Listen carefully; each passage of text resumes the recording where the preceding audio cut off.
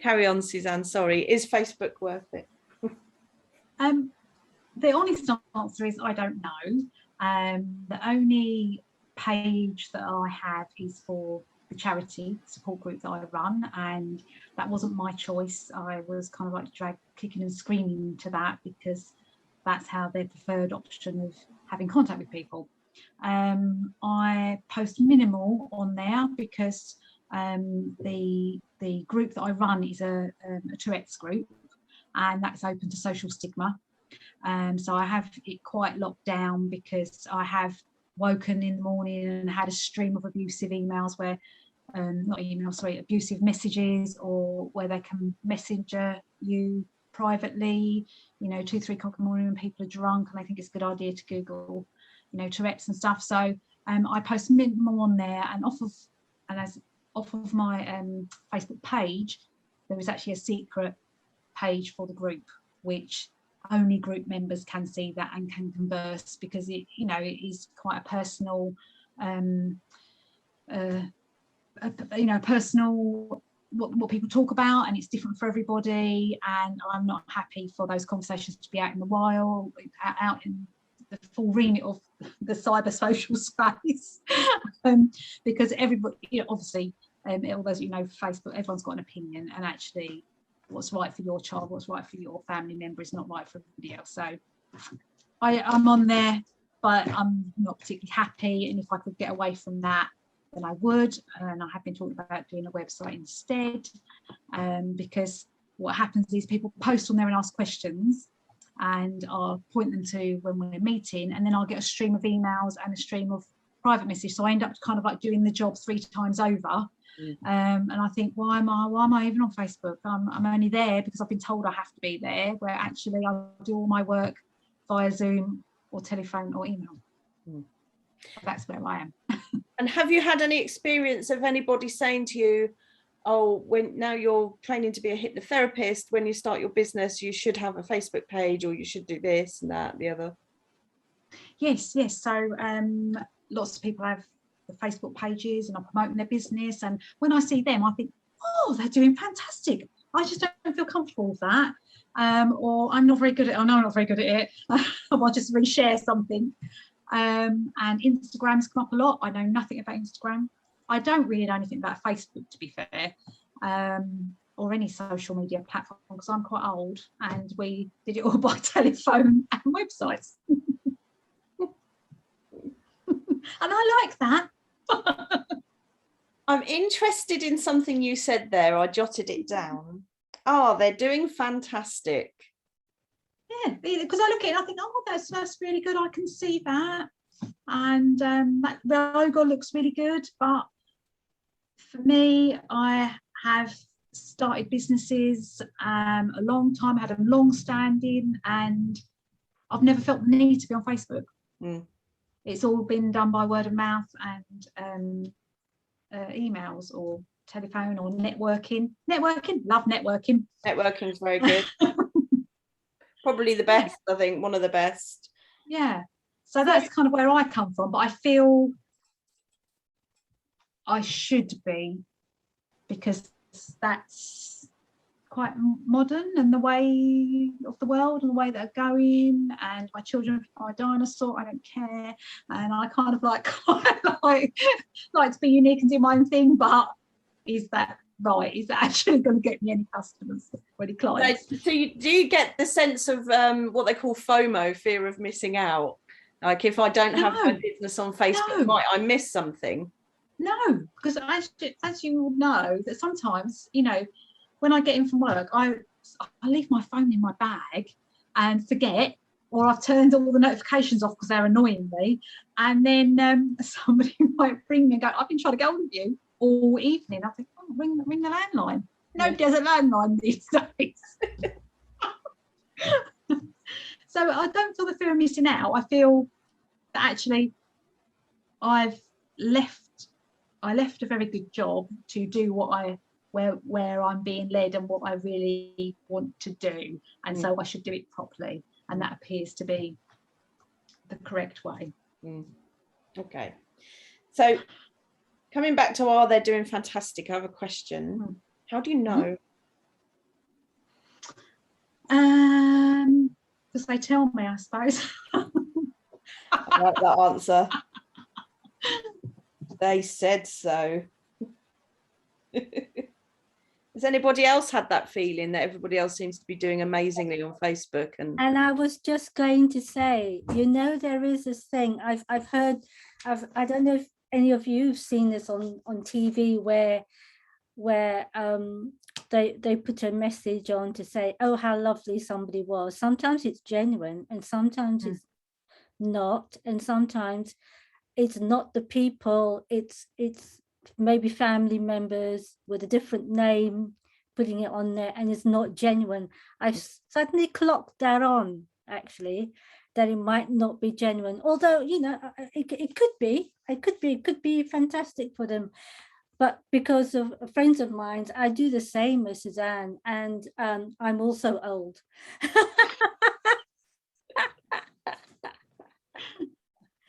And I have a fear of Facebook. Sorry, it's probably not my turn, is it? So that's okay. I opened it up. It's fine. yeah, I have a fear of Facebook because that's why I'm taking so long. And my husband's waiting for me to you know, he was going to help me to, and I spent ages photographing my daughter with her consent, lying on the couch and me doing with a COVID face mask on and all that kind of business. So I'm all ready to put that, but I'm afraid of putting it on because it's like I feel exposed. Mm. If I put it on it, oh well, I'm thinking about this now. If I put it on a website page, that's almost like my little baby. Mm. And it's fine to do because I can look after it. But as the three of you have said, it can go wild. Facebook can go wild, can't it? Because it's all these comments. And if you put, you know, your WhatsApp number, and you'll just get flooded and inundated. So I like. What are you going to be inundated with? Well, it'd be good if I'm inundated with work. It would, wouldn't it? Yeah. Is that what you're afraid of? No, I'd love that. It's other people's. You know, it's other people's crap. Yeah, that they sort of invade on you, and they want you to sort it out there and then. They don't actually want to come to you, and you have to do it all on a messenger or Facebook or message. I mean, WhatsApp, and or they phone you up. But they don't. They want advice, which I don't mind, really. And it's probably mostly friends that do that. Do you think that social media gives you too many? Do you think that social media gives us all too many lines of communication to check? Yeah. I mean, today, for instance, I was trying to look for a job, trying to look for jobs. So I was on my phone. I didn't want to be bothered with opening up my computer and so on. So I put on, you know, on these job websites, Indeed and so on. So I applied for, yesterday was one and today was two. And when I looked at it, I found that what I put on my phone wasn't actually on the site, on the computer, and that drove me mad. So now I'm thinking, oh gosh, if those employers want to have a look at me, they either get an old CV. I'm hoping they get the new one, the up-to-date version. But you know, and I had to go between two, and I had to get my husband involved with it. So some tech support in there as well then. It's too many outlets, I think. So Maddie, bring back the telephone. Yeah. I'm with you. No campaign.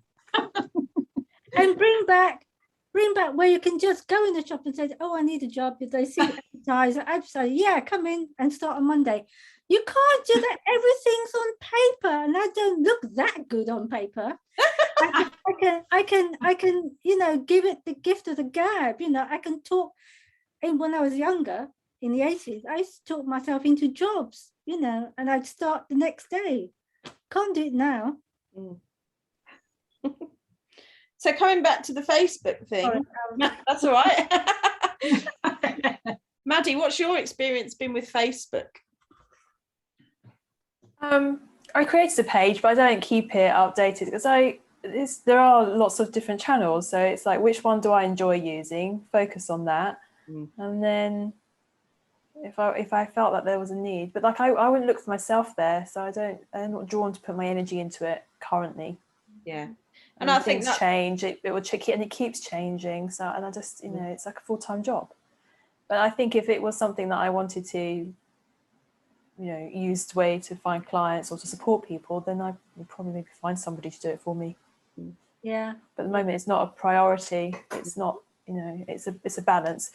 Do I enjoy it? No. Would I look for me there? No. All right, decision made for now. It may change in 6 months' time. It may change in a year if that changes. But at the moment, you know, I enjoy LinkedIn. I enjoy Twitter.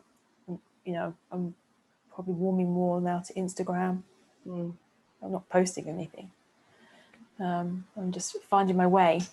Yeah, I think that's a really wise way to look at it. And I think the word that I don't like using, and I don't allow my clients to use very often, is should. And I've said it before, and I'll say it again over and over. You should all over yourself. It makes a big mess, and it's really hard to clean up. But you get a lot of it. Thank you, darling. My tea order's arrived, Suzanne. Mine wasn't late. Mine's on time. Ching,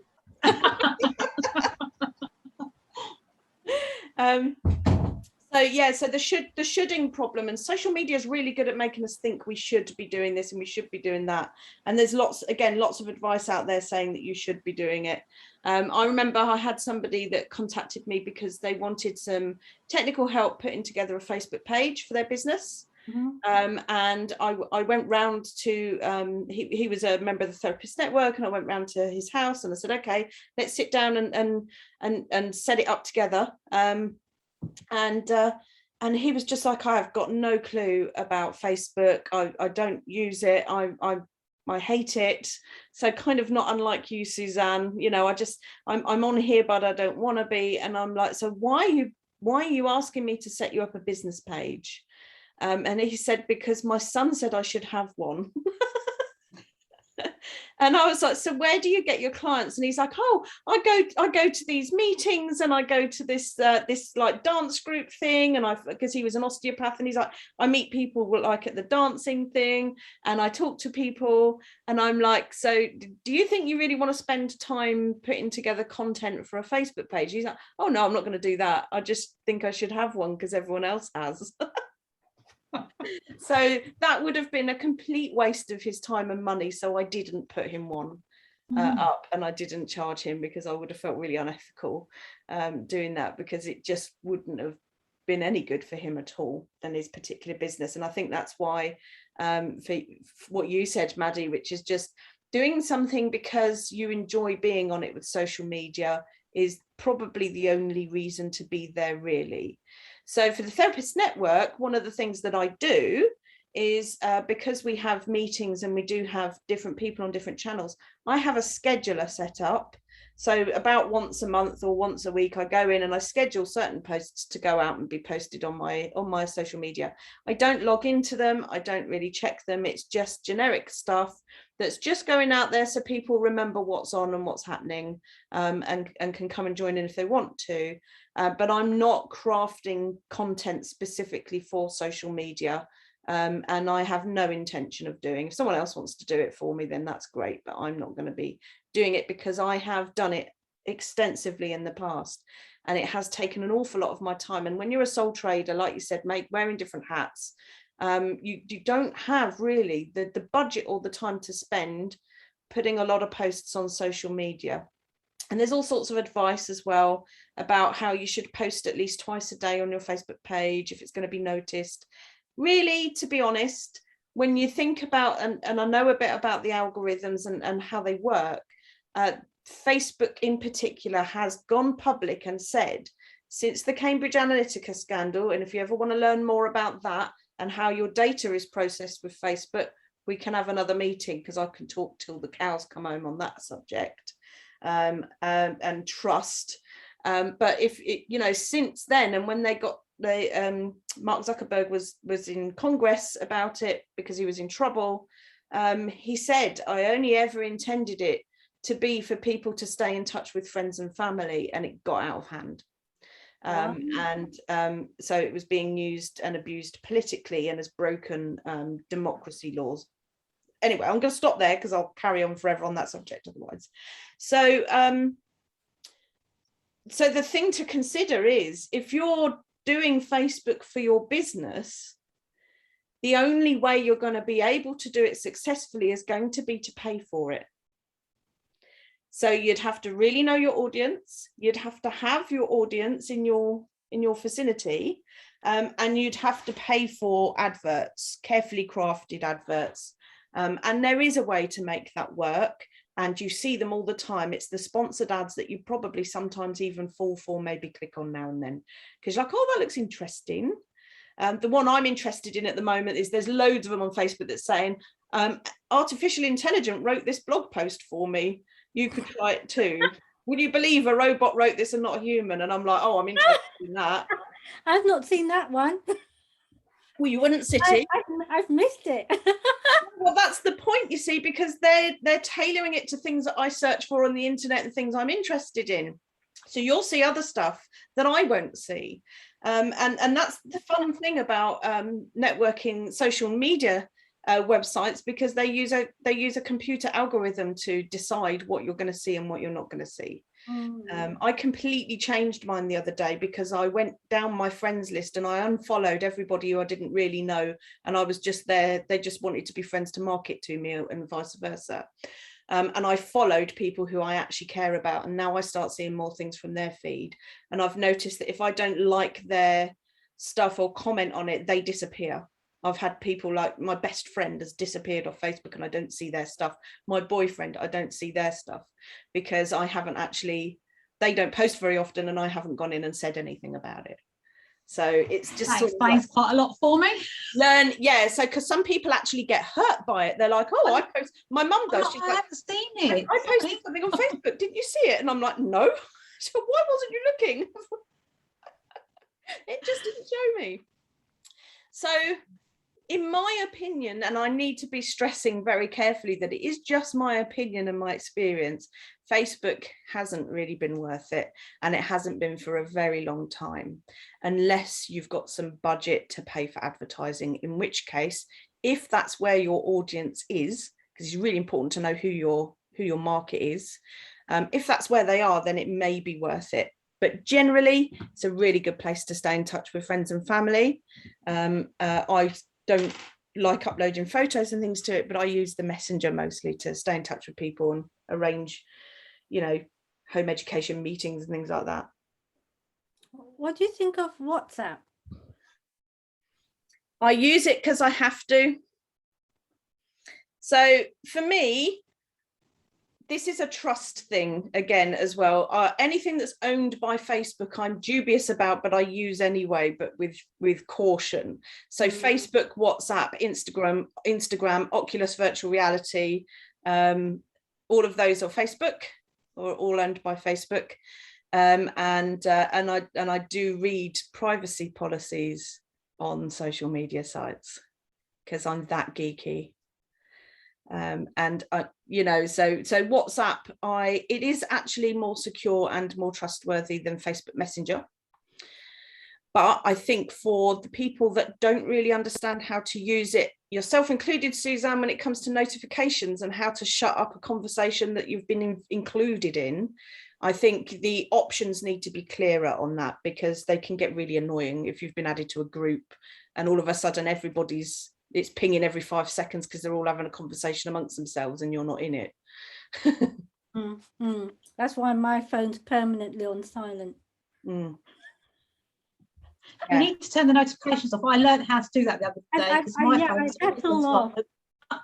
Can't stand the ping, ping, ping, ping, ping. That's the thing. And if you're on all of the social media sites and you've got all of the apps, your phone's going to be going haywire all the time, because you'll get a ping for your email, you get one for all of your social media, and it just will get really frustrating. So for me, Facebook is a place where I'm coming back to that, oh, they're all doing fantastic, where it looks like the world is happy. Instagram's very similar. Twitter for me is quite political. I tend to find that there's a lot more opinion on Twitter, so I quite like that for following news and stuff like that. I wouldn't use Twitter to go and find a business that I was interested in. I wouldn't use Facebook to find a business that I was interested in. If I was looking for a plumber, I don't go on Facebook and search plumber. Do you? No. Where do you do it? Google. Of course. So Heavenly Google. So I actually ask someone first that I know. yes, for referral. That would be my first point of call. Yeah, referral too. Yeah. that's another good one. That's a good way to get clients as well, is by asking people to refer to you. But for me, Facebook and social media in general is exactly like Madeline said, which is somewhere you could maybe enjoy and keep up to date with stuff, and perhaps happen across something that you're interested in, but not necessarily where I focus all of my energy on my business. And I want to move away from Facebook just because of timescales here, because again, it's very easy to talk about social media. One of the other things that a long time ago I felt drawn to do was be on all of them. Someone said you should have a presence on all of the social networks, and it became practically a full-time job just keeping them all up to date and posting on all of them, before I discovered schedulers. And then the scheduled content can get really boring really quick, so people don't want to just see the same thing over and over again. So I schedule quite sparsely, and my main focus is on how am I going to find clients by talking to people. So networking is a really important one for me, and I concentrate a lot also on being trying to have a good website as best as I can. So I'm writing blogs, and I'm currently about to start writing little courses as well for members.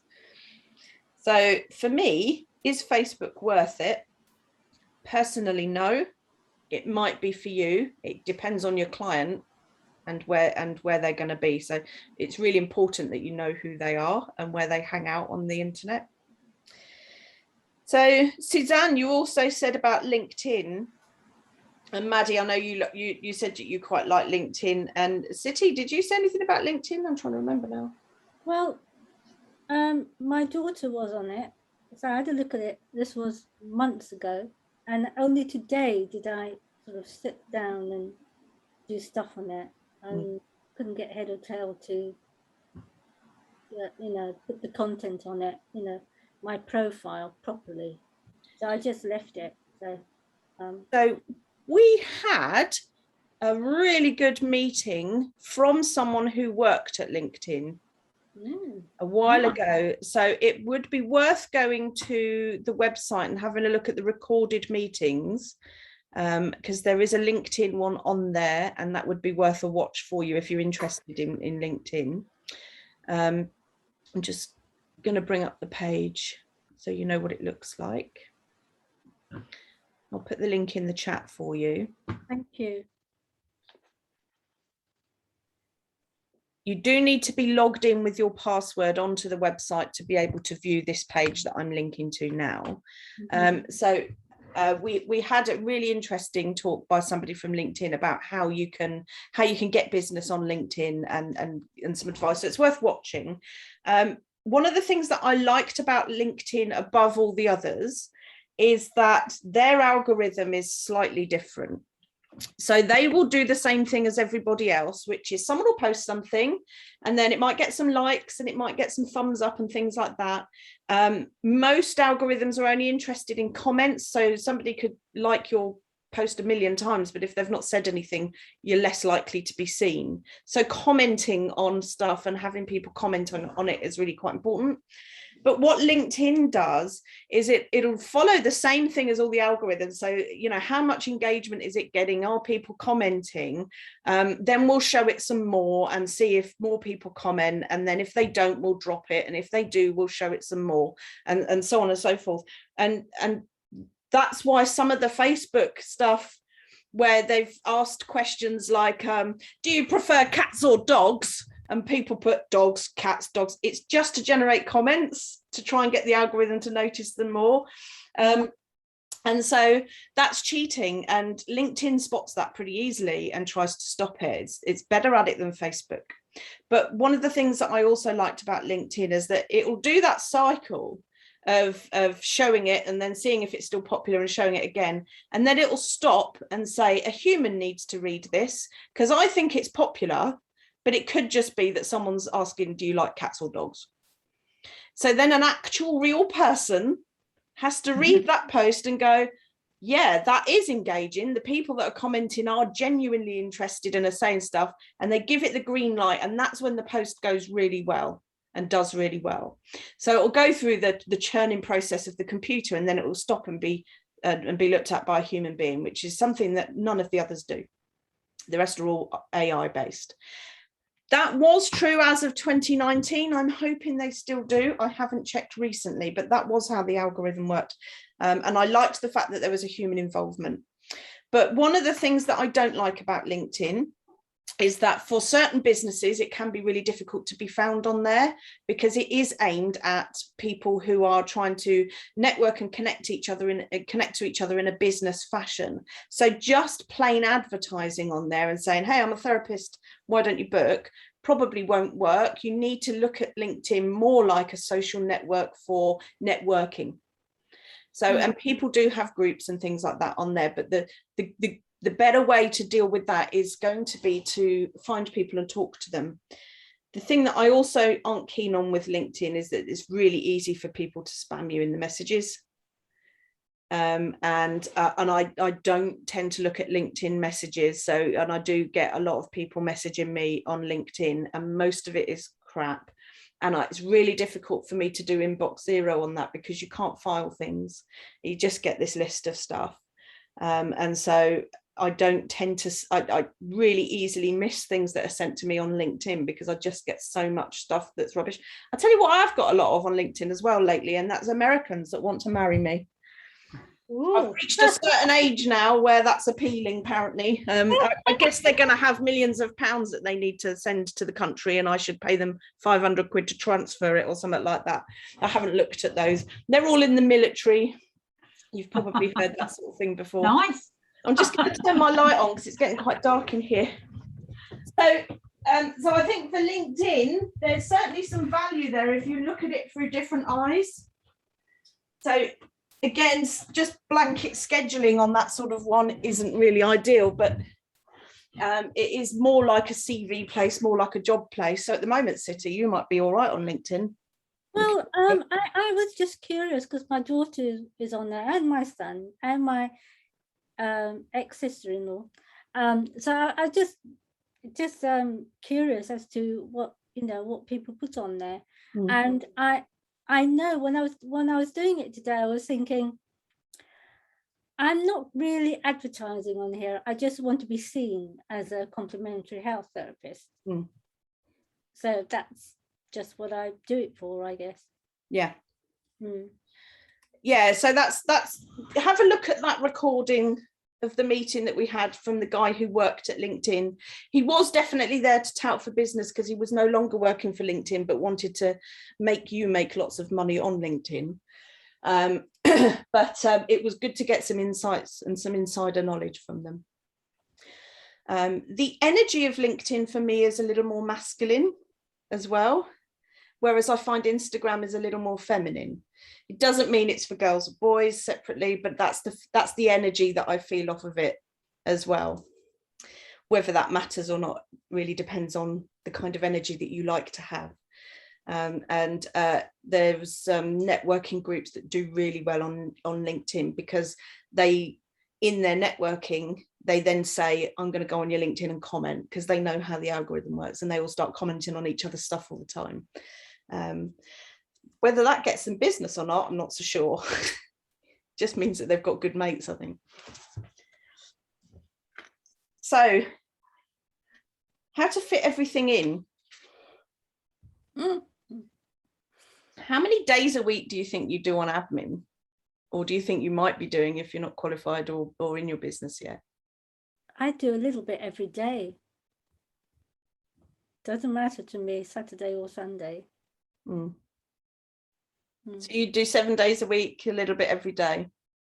Yeah. Yeah. Maddie? I think it's going to be probably more than I am realising. But I do tend to do it when I feel I'm in the right frame of mind to be doing it. I'm very much do something because you want to do it and you enjoy it. If you feel like, right, I'm going to do it now, I'm going to do it now. If I can. Does that method help you to stay consistent? Yeah. I think, because otherwise if I leave it to think, well, I'm going to do it then, all in one day or something, and then I'm not in the mood to do it, it becomes a chore. Yeah. Whereas if I do a little bit at each time, I notice, oh, that's that done, that's that out of the way, till the next one comes in or something. So, whether it's accounting part or whether it's, I try to see it of a different perspective, that it's just, positive business actions. Yeah. To get where I want it to be. Yeah, it makes it a bit more fun. What about you, Suzanne? Yeah, I'm pretty much like Maddie, that actually I don't want it to be a chore. I'm aware setting it up, it will probably be more time, maybe a little bit every day, but actually once it gets going, then it's as and when. But I have to be careful that as and when, because I don't like doing it. There's not a big elongated time between each. Which I'm aware is what I do because I don't like doing it. So when I was going through the process of figuring out how much time I want to spend on things, and in the early days of me doing my business, one of the things that I did, and it was for my photography business, because I felt like I was spending a lot of time editing, doing Photoshop stuff. And I wasn't really charging for that. So for me, it was an exercise in seeing whether I should raise my prices because I'm working and not getting paid for it. So I kept a detailed log like a freelancer would. And it is kind of a bit of a paradox because you have to spend time to do it. But I basically just made a spreadsheet which said the date, time started, time finished, and the name of the task I was doing. And every time I did something during the day, and I included making a cup of tea, walking the dog, cooking the dinner, I just did the whole day for a week. I logged how long I was spending on every task, and I was really surprised at how much time I was spending doing admin tasks for my business and how much time I was procrastinating and not realizing it. So getting lost in the world of Facebook, or finding an excuse to do something different because I didn't want to do this particular, it's usually bookkeeping task or anything like that. So that really opened my eyes to being able to manage my time more effectively. So if any of you struggle with time management at all, in regards to fitting it all in, then I highly recommend doing that paradoxical exercise, because it doesn't take a lot of extra time to jot it down, but it can really be a good eye opener, especially when you're thinking about how much you're charging, to see how much time you're working and not getting paid. So you need to make sure that when you are, with a client, that's covering that time, that your money is covering that time as well. And I've got a book recommendation as well on productivity. So it's by an author called Graham Alcott, and it's called Productivity Ninja. Graham Alcott, yeah. I think it's I don't know if it's 1 L or 2, but it's definitely 2 T's. Let me just look it up and I'll put it in the Productivity Ninja. Productivity Ninja. And it's one of those ones, I don't often recommend self-help books, And the reason I don't is because I know a lot of people are interested in them, but don't actually do what's in them. And so if you get this book, I highly recommend you follow the advice in it. Oh, that's an awful link. Never mind. Click that link, you'll see it. Because it's one of the things that has really made life so much easier for me. So I did look at some of the other books that he's written and seminars and webinars and all sorts of things he does, and I'm not interested in them, but that book was one of the ones that's really helped me in running my business. And that's where I got the idea for joining Inbox Zero, because he's in it as well. And so I highly recommend that. It just teaches you how to bring in all of the stuff from all the different channels where information gets overloaded. I was finding myself really overwhelmed and upset every single day because I had, several different to-do lists. None of them ever seemed to get any shorter. Hundreds of thousands of emails seemed to be coming in all over the place. Some people were messaging me on Messenger, and I didn't know how to make all the noise stop so I could just concentrate on getting what I needed to do done. And so he's got some really good methods in there on how to get yourself productive and organized. It did take me a while to do them, especially clearing through the emails and getting rid of a lot of the emails and organizing that. That for me, I had 2,000 emails in my inbox. That was a 2-day task for me, but I am so glad I did it. It was the best 2 days I've ever spent. And I've never had more than sort of 3 or 4 emails in my inbox, unless I've gone on holiday and I've just got back. Ever since then. And it's such a nice feeling to open it up and only have a few things there sitting looking at you. You can get rid of really quickly if you need to, or you can read when you want to, Madeline, if you're worried about how they might feel if you don't. I was worried about how I feel if I don't. It was just a really good method for me for that. So that's something I really recommend. And another thing that I've got, and I will share with you after the meeting if you would like me to, I've got a little spreadsheet that works out how many weeks in a year and how many days in a week you are actually available to do your job. And again, some people may have done this kind of exercise and some people may not. But when I was working out how much I needed to charge and how much money I wanted to make in a year, I used to go, I want to earn this much in a year, divide it by 52 weeks, that's what I need in a week. And I didn't take into account that I might get sick. I didn't take into account that I might go on holiday. And I certainly didn't think about the tax man or national insurance or anything else that might come up in between. And so it's really worth doing a little exercise there on how many days really in a year do you have for your clients. And how much of the rest of it is spent on growing your business and doing all the other stuff that you have to do.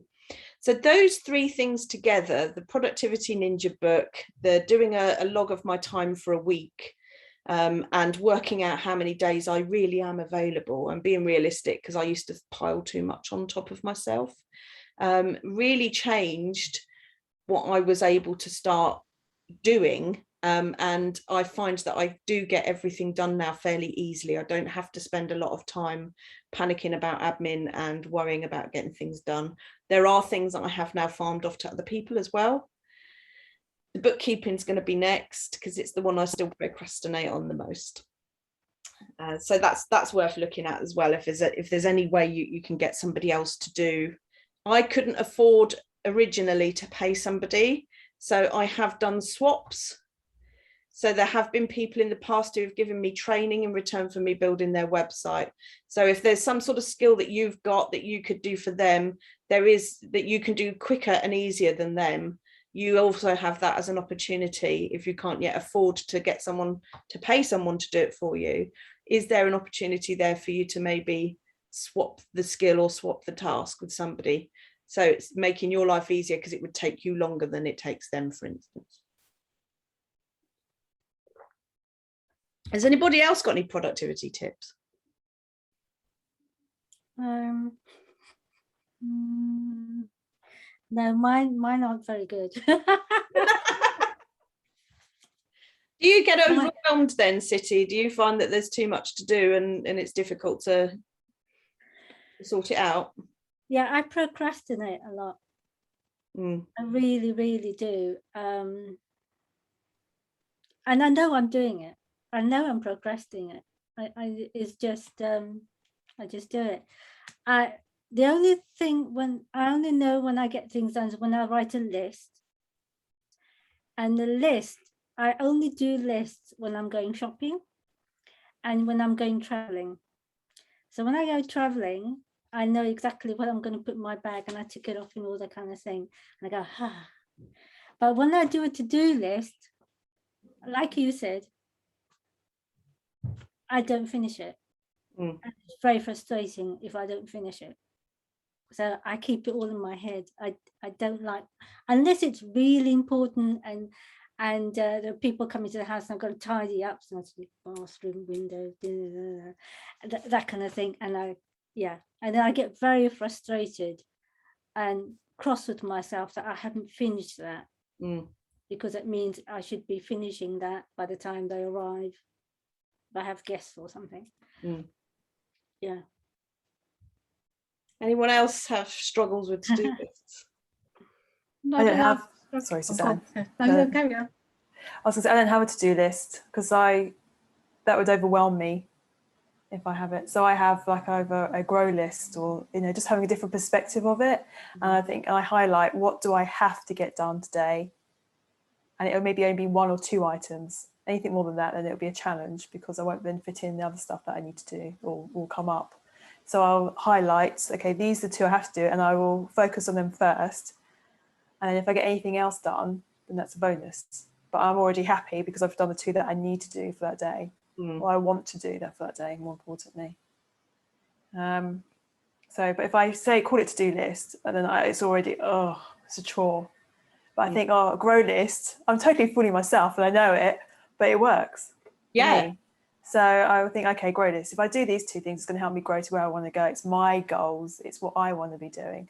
Because otherwise, it's that whole awareness thing again. I get swept up into other people's agenda otherwise, and my goals go out the window. Yeah, I completely understand that. Yeah, so I find the best thing for me is, okay, be realistic. You'll be really happy if you get these 2 things done today. Yes, I will feel like you're dancing. So that's what I do. And then anything else is on the grow list. And if I get more done, it's, woohoo.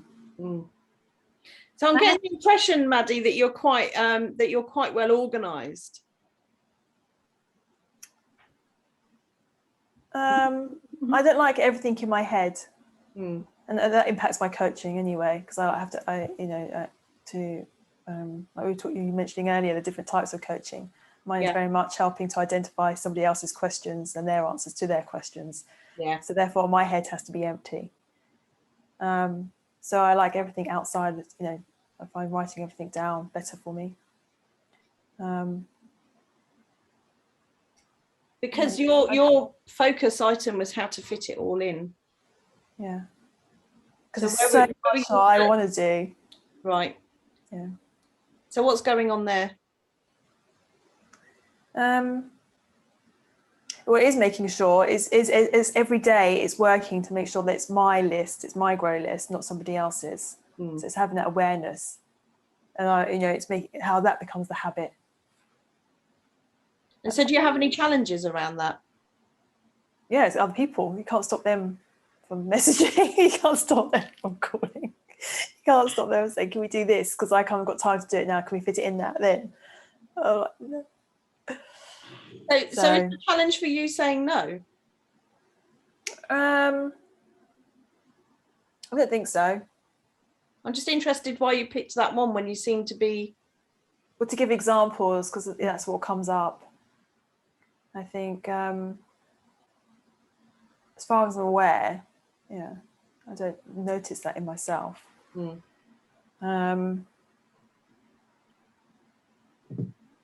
that one did, because I think there's so much that I want to do that, I don't, it's how do you fit it all in? That's probably what it is. So what are the things? Because also I noticed if your head is full and you're overwhelmed, you get nothing done.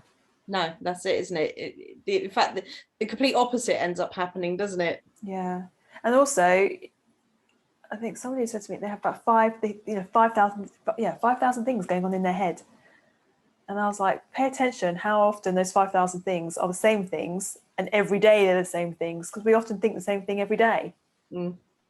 So if I get to that, if I notice that myself, I was like, no, that's it, got to change that. I don't want to be thinking about that tomorrow. Let's get that done.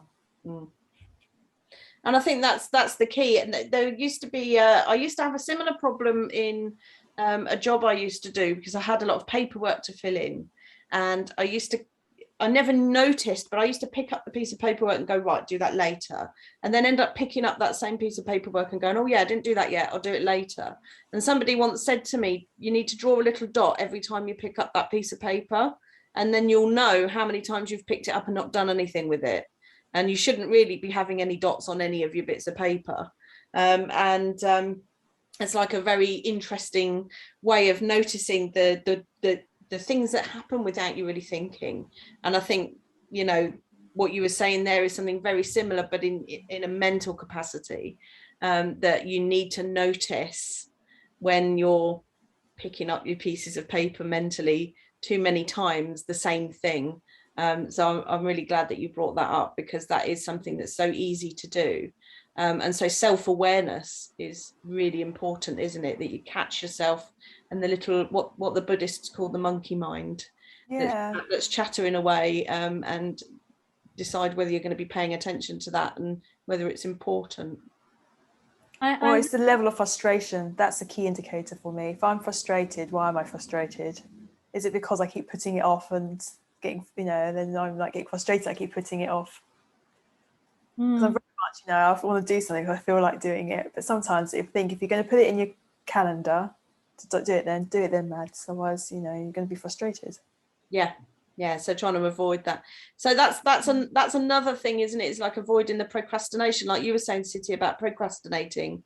And I know that the meeting I did on that was really popular, because that is a subject that a lot of people have struggles with, is the kind of the invisible why are we putting this off, not just getting on with it kind of feeling that you have. Yeah, it's always the thought of, oh, I can do it tomorrow. But very interestingly, Madeline, I really take to heart what you said, because it seems to me that mindfulness,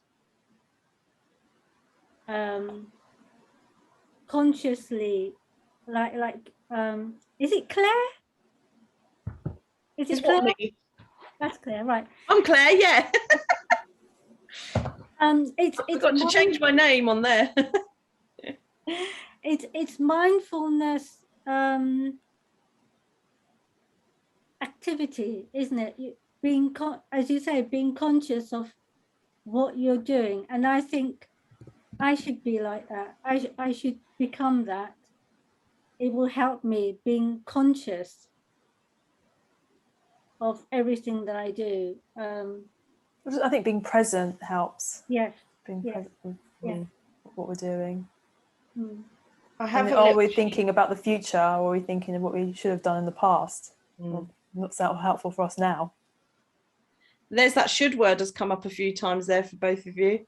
Oh, it's dangerous, isn't it? So I try to encourage people to change it from should to could, or from should to I'm going to do that now. Like you said, Madeline, just get it. Just if it's there, just do it.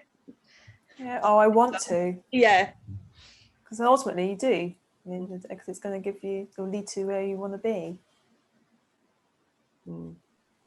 Talking about to-do lists as well, I had to deliberately find a planner that only allowed a small piece of space for me to put what I'm going to do that day.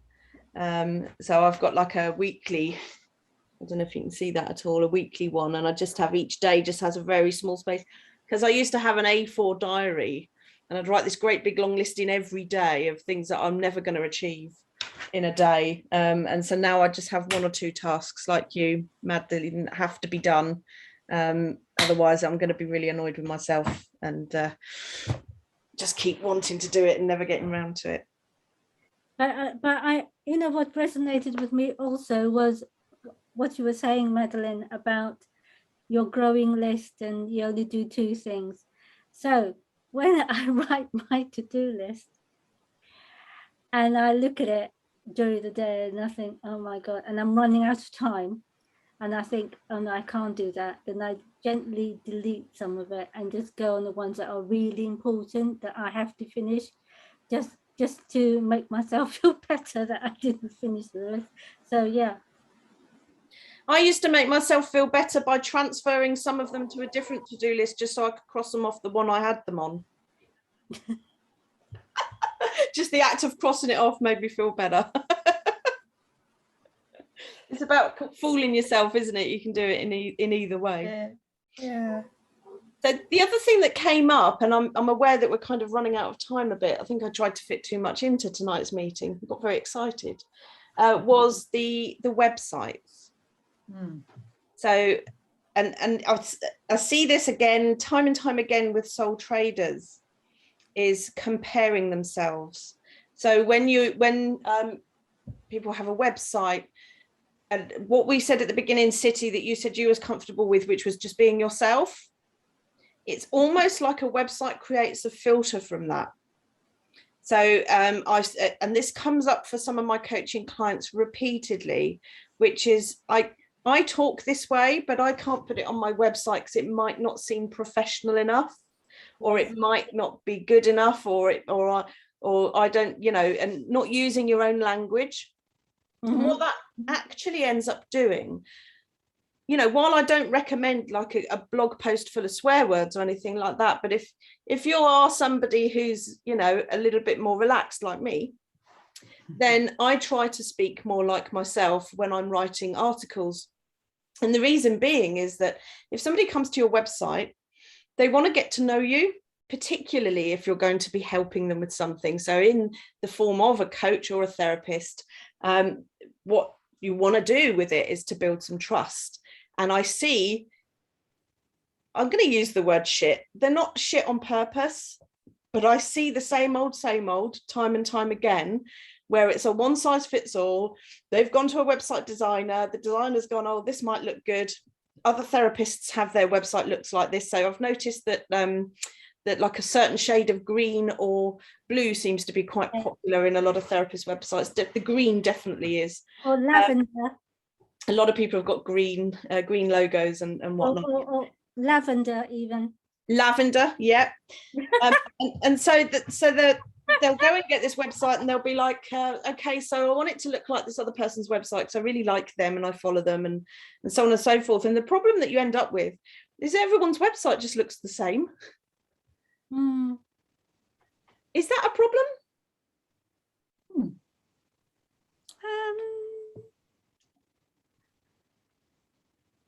I guess I would like, if I did my website, I'd like it to jump out at people.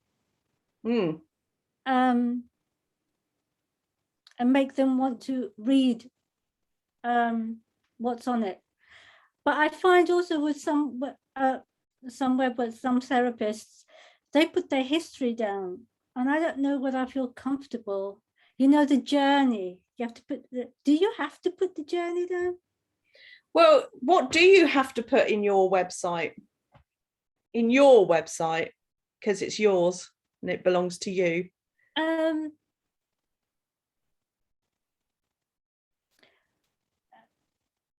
I feel what I'm going to offer people and what they'll get from me when they come to see me, and how, you know, genuine and all that sort of business, you know, when they approach me, when I do Zooms or for consultation, and eventually when they come for a treatment, how I am during the treatment and what I'll be doing, and bespoke and all that sort of thing. That sort of thing. When you're on somebody's website because you might be interested in what they have to offer, who are you there for?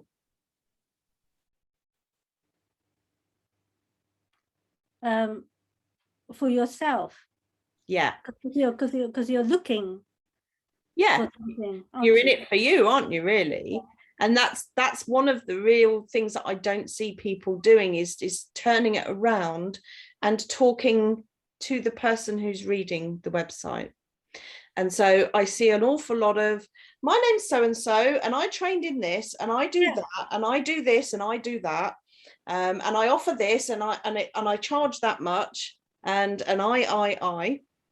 which is fine in some circumstances, but what actually comes across better, and you said it yourself just now, City, and I don't think you even realised, is what they're going to get. So it's like, when you book me, not if, when you book me, you're going to get this, and you're going to feel like that, and you're going to have that happen to you, and you might get a bit of that, and other clients have had this happen and have felt like this and have felt like that, and you can have that too when you book. Do you see the difference there? Yeah, I feel it's all about the client, not so much about me. Yeah. But how do you write that in a website without? I don't want to be me. I mean, how do you? Because a website is a little bit me, isn't it? Yeah, so I mean, there's certain parts of it that would be like the About Me page, where you can, and by the way, have you ever been on someone's website that has an About Me page? Have you ever looked at someone else's website that might have that? Yes, it's an interesting read. Yeah. I don't often read them. You don't? I don't very often read the About Me. No. I usually, actually, when I open a website, the first thing I go looking for is prices. Depending on what I'm there for. Yes, but how do you feel when you don't put, some people don't put prices on there? Is that the right thing to do, to put prices there, or just a telephone number and they can ring you up for the prices? It depends. I would usually say, because it is different for every business and depends on the price that you're charging. I mean, if you was £300 a massage, and it might be something they'd have to ring you about. My general reaction on websites I've been to where they don't tell me the price is, oh, it's going to be expensive. That's why they're not telling me. Okay. Thank you for that. There are also people who shop on price, which is why a lot of people who build their websites don't necessarily want their prices on there, because they don't want to be shopped just for price. Because they could open your website and go, okay, that's 40 quid a session, and Glenda down the road is doing a massage for 20 quid a session, so I'm just going to go to Glenda down the road, not really understand the difference between the two massage therapists and what they might get. It could just be that you're being undercut. And so there is that kind of reluctance to put prices on websites from some people. And so a good way around that, I have found, is to have a range. So it could be that you offer different things. You might have this kind of massage, or a massage with an added benefit, or a massage with a certain type of essential oil, or whatever. And that can apply to any other business. You can scale up different things that you offer, or different packages. So you can have then prices start from. But you don't necessarily have like a menu, because then people will have a ballpark figure of, oh, that's the minimum that I have to pay out for. But there's obviously something else going on there, so I might need to learn more or find out more about it. And so that's, if you haven't got something that definitely is at a fixed price, then that's another way that you could get around that issue of, do I put a price on or don't I? You could just have that there's a range, or it goes from, or the average session costs the average person this much, so then it's dependent, especially if you've got, Maddie might necessarily have something similar to this. If you've got something where it's more tailored to the client, and the price could vary, or the amount of time they have to spend with you could vary, then putting a price on your website can be a tricky place to go, because it might just depend on the client, how much they're going to pay and what their needs are. So sometimes it's just good to have a range or a ballpark figure, so that you're not just going to get shopped on price. I did actually find some websites to show you, in comparison. None of them are therapists. None of them are people I know. They are just randomly found off of Google. It's builders. So hopefully we're not going to accidentally annoy somebody by showing their website and critiquing it. But if you want to see, I am going to share now the kind of thing I'm talking about. Let me just open up the right page. Okay. So I went to Google and I put in builders near me. Here we go. I'm just going to hide my Zoom controls. You can't see me doing that at the moment, which is why I'm telling you what I'm doing. So I put in builders near me, and I'm currently in Dover. And so these are the results that I've got. And I've gone to their page that says services, because I noticed that every website had a page that said services. So I'm imagining that I need a brick wall building in my garden. So I've gone on Google and I'm looking for builders. And so we have this one here that offers all these services. Can you build a brick wall? Well, I guess you should be able to, but I'm not so sure. Maybe these jobs are big ones. Alterations and extensions might be it. I can't click on this, by the way. They're just listing the things that they do. Then there was this one that says we offer these things. Very similar stuff. Note the green and the green. It seems to be a popular website color.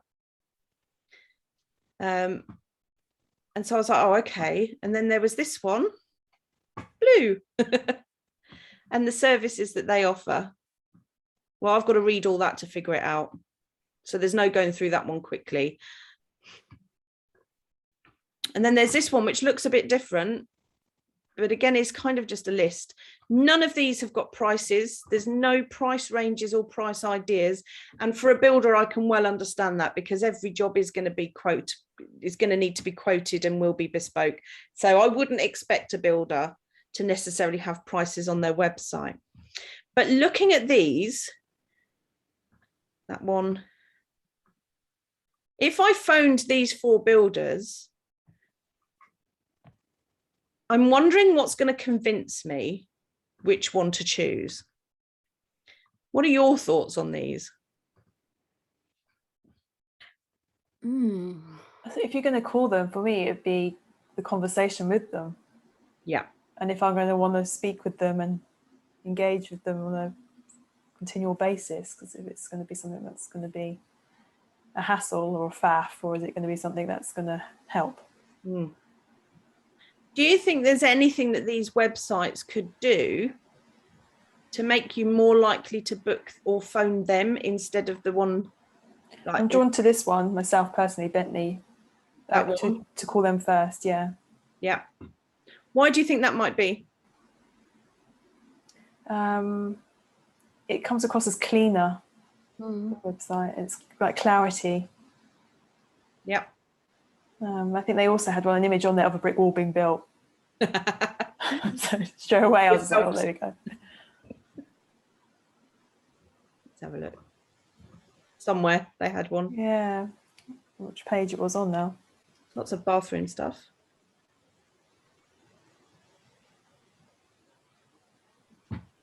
What about City and Suzanne? What are your thoughts? I would look at their credentials first, and I would look at what association they were with. Yep. Same as Maddie, if I had to ring, I'd ring and see what the conversation was. If I left a message, how long they took to get back to me, you know, how confident they were, whether they were a team. Yeah. Yeah, depending on what job I wanted. Yeah. So let's say you couldn't phone them and you had to choose just based on their website. I would go with that one, with the brick wall, because some of the other pictures, having had websites previously myself, if you can't get an on-site photograph, a lot of them are Shutterstock photos or paid for images, especially the bathroom ones. So I'd quite like that one. Not rough and ready is the wrong word, but you know, like a real picture. More real. So you're drawn to the stuff that looks like they just stood there and took the picture on the job while they were doing it. Yeah, and I'd like to see some people in there in high vises. Yes, I'm really glad you said that. I don't know anything more about these people and whether I might trust them just based on their website necessarily, but it would be nice to see some faces, wouldn't it? And there might be they might have them. I haven't looked at every part of their website. But are you seeing where there are similarities between these websites in that they kind of say the same thing? They kind of look the same in some places. I liked this one because it looked quite well built and crisp and clear. But yeah, like you said, it's good also to have some images that you know for sure are definitely of the jobs they've done. And they're more likely to put things like that on their social media than their websites as well, which is disappointing. This one has a gallery. Yeah, I think I'll be drawn to one that had like a projects page on it, or a like a gallery that showed previous jobs they've done. Yeah, because I have when I've had builders come in and do big jobs and extensions and stuff. I've actually asked to go and look at some of their previous work or jobs they're already working on, so I can go and see whether I like their brickwork. Yeah. So one of the things that is coming out of this is that there's a lot of stuff that you consider when you look at someone else's website, when you're looking at it with a mind to buying. Let me just stop sharing. And I think it's a good practice to look not necessarily at your competition at therapists' websites, but to look at websites that draw your eye. So, and again, it's about like what you said earlier, Maddie, about when you're thinking about the things that you've got to do in the day, just not keeping too much stuff in your head, and noticing what you're feeling and thinking. One of the things that I've tried to train myself to do is the same thing when I'm browsing the internet, is that I notice my own habits now because I've built so many people's websites and advised on them. I notice my own habits now when I'm looking at a website, because I used to get to a point where I was ready to book somebody, like my own coach. I got to a point, it took me a year to decide I was going to book this person, and she would send blogs and I would read her articles and things like that and keep looking at her picture and thinking, yeah, she looks nice. I might book her. I think I could get on with her, you know? And so it takes time for people to make a decision to spend, and they may come back and internet stalk you repeatedly.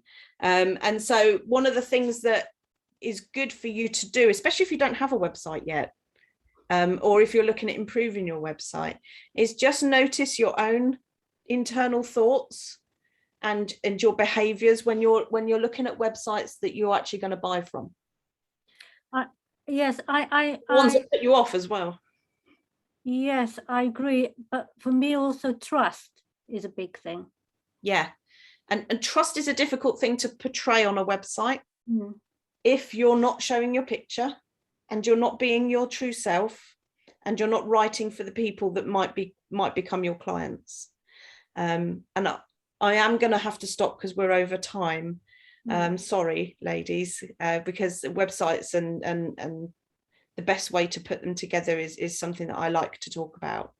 And it's something that is really easy to do for somebody else's website. And so that's why I think it's a good idea to look at your own habits and behaviors when you're looking at websites, because the thing you're going to then have to do is get into the mind of the person that might look at yours one day. And that can be quite a trick. The best time to do it is when you're early in your career, because you haven't got what in marketing terms they call the curse of knowledge. Because by the time you really know your job well and you've been doing it for years, you know too much and you can't look at things or portray things from the mind of someone who doesn't know anything about it anymore. So the better you get at your business, the harder it is to market it. And that's why it's a really good idea to meet up with other people who don't do the same job as you, and say to them, you know, like, not necessarily your friends, because they will always compliment you probably, or it depends what kind of friendship you've got. But they may not say to you, oh, okay, I don't really understand what that means. But in places like this, like networking, in safe spaces where you could do that with somebody who doesn't do the same job as you, or even you could just post it. I've done it for people in my coaching. I've said to them, do you mind if I post your website to some of my colleagues who I've worked with in the past who don't know you? So they will look at that website and from a completely, I don't know this therapy, I don't know this therapist point of view, and tell me what they think that person does and how they do it and whether they're trustworthy. It can be really interesting to get the feedback. And I've got a few people that I use that for fairly regularly. So if you ever want me to get your website critiqued by someone who you'll never see, then feel free to let me know and I will do that for you. But yeah, so when you're at the beginning of your website journey, these are the good things to consider: is how you're going to make it you, how are you going to be your authentic self on it, and who are you going to talk to. And I'm going to have to leave it at that for now. Thank you. Thank you very Thank you, much. Claire. It's been great. I hope it's been helpful. Yes, it has. Thank you so much. Good. I am planning on doing a coaching call every month, a group coaching session every month, slightly different to this. It will be less about a certain list of subjects and more on each particular subject, because as I've realised tonight, you can really get involved in the conversation about social media and the conversation about your websites, or the conversation about how you're going to do marketing or how you're going to be productive. And maybe one day we'll talk finance, Suzanne, but I would procrastinate that meeting. But yeah, so if that's something that any of you are interested in, that is something that I'm planning on doing more regularly, because I feel that I've got some stuff to give back, and I want to give it back to you guys as members. It's not always valuable to come and listen to somebody else just do a talk. Sometimes it's good to be able to ask questions as well. Thank you. Thank you very much. You're welcome. So lovely to see you. Lovely. Before we go, I'm going to encourage you to put your contact details into the chat room, and I will send you a copy of the chat if all of you are happy to do that. If you're not, that's absolutely fine, because I think it would be really lovely if we got in touch with each other, and maybe if there was something that struck a chord with you that the other person had said, maybe just say, okay, I really liked that, or I can help you with this, and just think of some way that you can support each other outside of this meeting, just to keep that lovely momentum going. Thank you. Thank you. Oh, sorry. What have I done?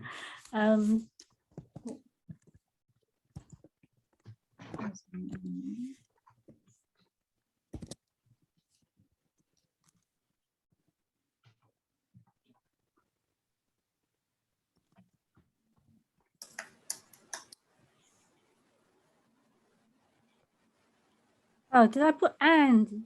Sorry. It's supposed to be. Is it the @ sign you want there? Yeah. Sorry.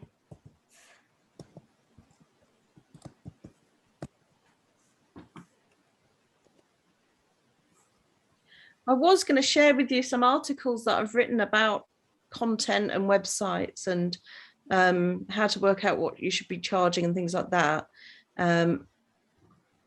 So what I'll do is I'll just pop the link in there to the articles that I've written so far, and then you can choose rather than each individual link if you'd like to read any of them. And if you would like not to, that's also okay. Thank you. There. Cool. So I'm just going to save that chat now. And if you're unable to save the chat for any reason, I will email it out to you all as well in a minute, so you get a copy of it. Okay. Thank you. Thank you. Good to Yes. see you all. Thank You you. too. It's been good Have a spending the evening with lovely you all. Yeah, it's Have a great. good I love these meetings. Yeah. Have it's a good week. Take care, Thank you. everyone. See you See you soon. next time. Bye. Bye. Good luck, everyone. Bye.